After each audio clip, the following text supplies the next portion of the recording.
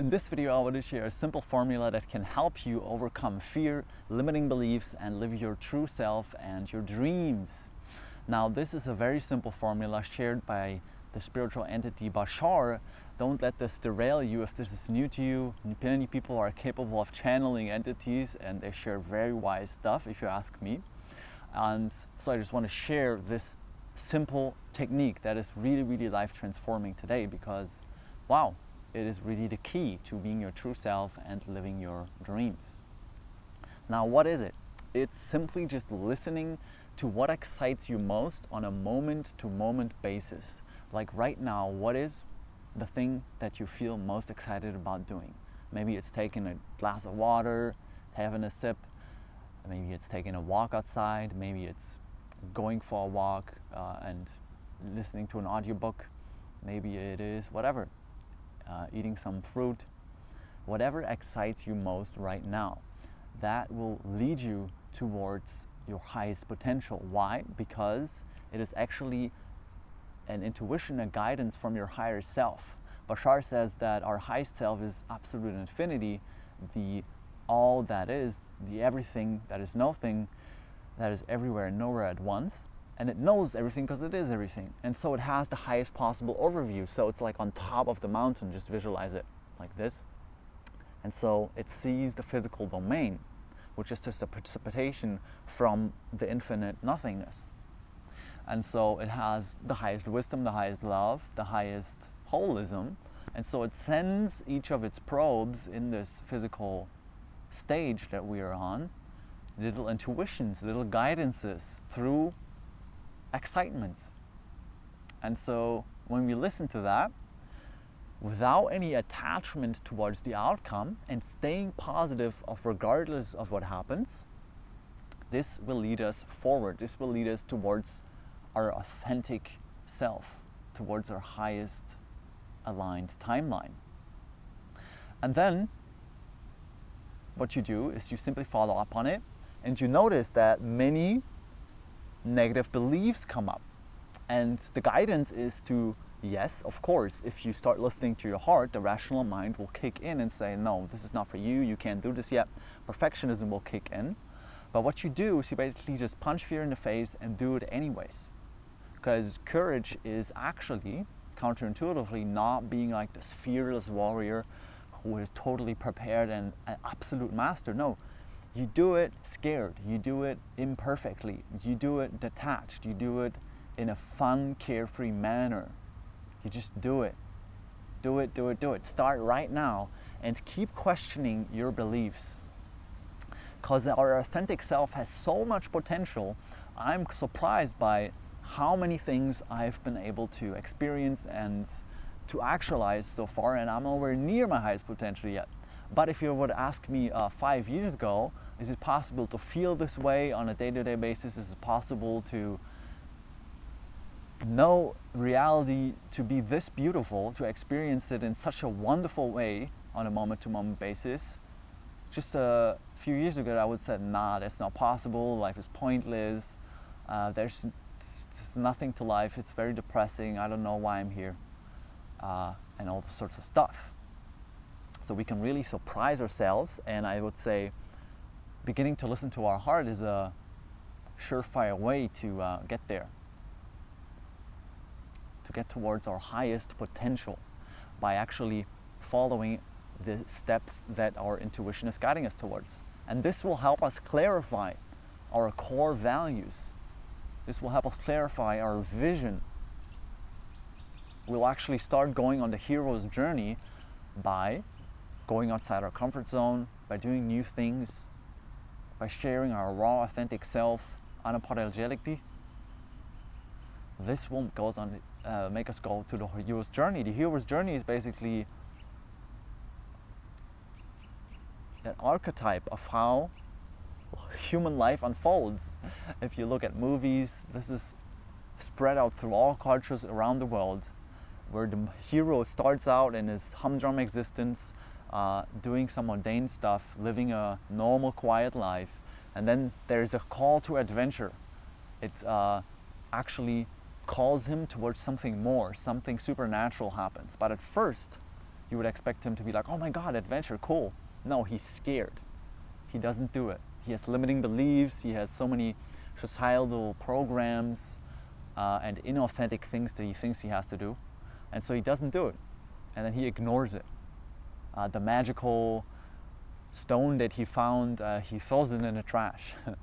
But then the call to adventure comes again. It keeps calling him. And so he can't refuse to call anymore. And so he goes on the adventure.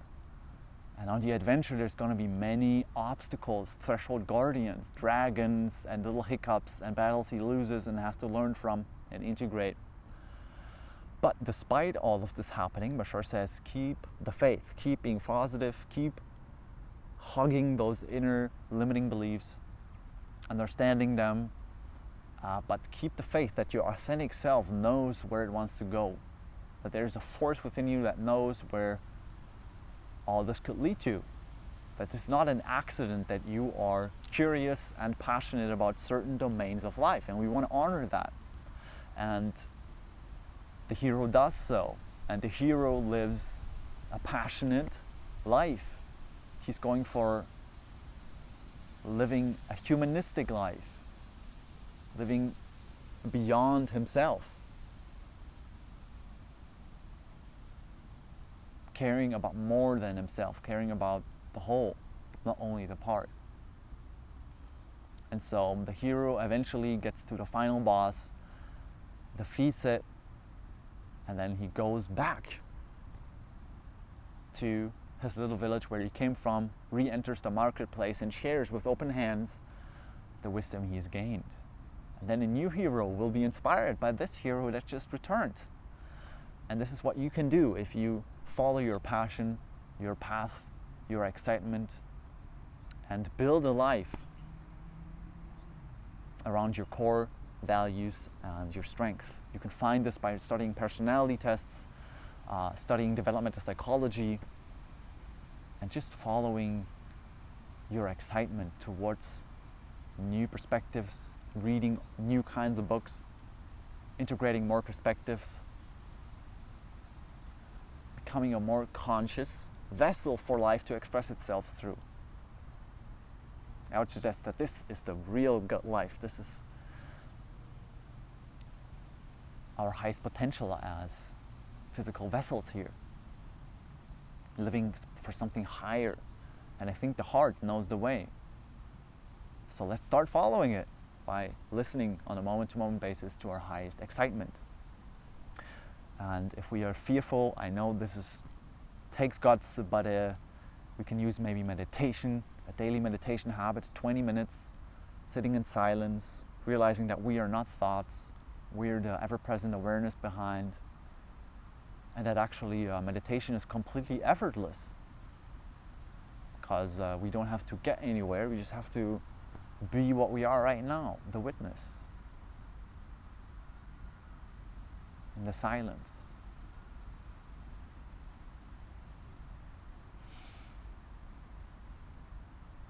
And this is an excellent way to reconnect to our intuition, to harness it, to develop a relationship with it, a business relationship with it. Because if we are starting to get employed by the universe, we'll get more and more inspirations, and this will be such a great boss to have. Because, yeah, it's so much better than all the inauthentic things we commit to. Instead, we want to start committing to things we actually feel authentic and that we feel passionate and positive about. Because I would suggest that that leads to the highest aligned lifetime that we can actualize. Because as I said in the beginning, it has the highest possible overview. It's like something intangible, yeah, but only the mind is biased towards tangible things. Even the mind only gains its power, its apparent existence from the intangible, from the nothingness. Life is like a crystallization of the infinite, endless vibration. If you imagine like taking a paintbrush, one of those rollers, and if you paint it on a wall, at the beginning it's very thick. This is what we're here right now. And then it gets more and more subtle at the end, right, as the pain starts fading out. And in physical life, it seems like so many separate things are here, and it's just pointless, dumb matter. But if you start practicing meditation and doing consciousness work, you'll get more and more attuned to the subtler realms of reality. You'll start taking a healthy distance from the mind and start acknowledging more and more domains of life, the inner dimensions, the spiritual dimensions, consciousness, and you'll see life more and more as something spiritual. And that you'll gain trust in life and the intuition that you have inside yourself, that you will even discover a divine inner core inside yourself, if I may say, that is always there, present, taking care of life, because it's not separate from life. And it's absolutely inclusive and loving. So let's start listening to it more. I would suggest that leads to a more happy and fulfilled life, a more regretless life. Because on our deathbeds, we'll surely regret it if we didn't listen as much as we could have to our intuition. And this simple formula of listening to your highest excitement on a moment-to-moment basis, keeping it up no matter what happens, staying positive, not being attached to the outcome, and keeping a mindfulness of the internal judgments and limiting beliefs and letting them go by just keeping the action up. That will lead to the best life possible, I guess. So thank you so much for watching. That's it for this video. I'll see you soon with more. Peace, much love, and namaste.